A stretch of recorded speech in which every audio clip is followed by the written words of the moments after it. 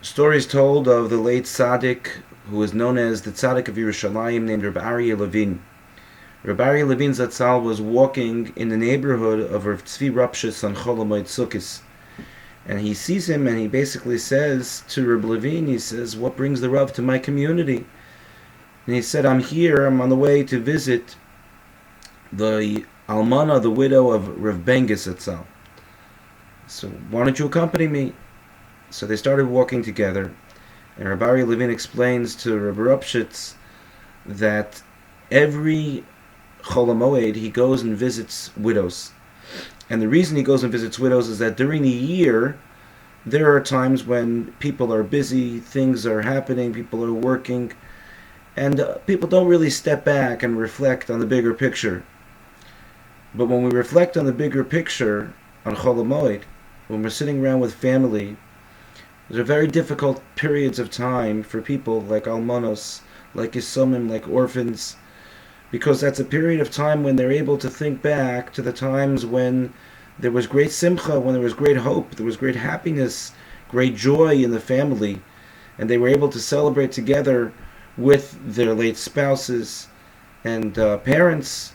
all people who've really lost people, certainly within the last period of time. And so Rabbi Aryeh decided that this was a particularly important time to make sure that the almanos, the widows, and the yisomim don't feel alone on Yom Tov as the rest of Klal Yisrael is celebrating.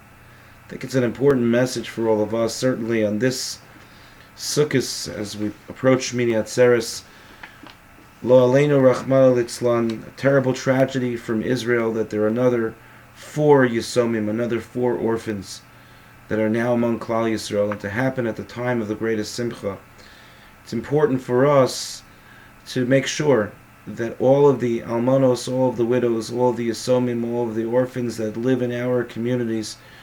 don't feel alone on this Shemini Atzeres, this Simchas Torah, this Chol HaMoed Sukkos, that they feel that we as a community are there for them, care about them, support them, and that they should never feel that because they are not at the same level of simcha that they were in the past, they should never feel alone or abandoned by the rest of the community in any way.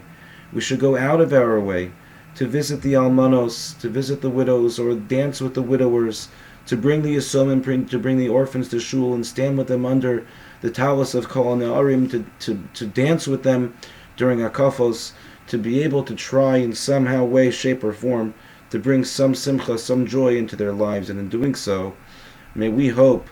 that Kadosh Baruch Hu blesses us with a continued year of simcha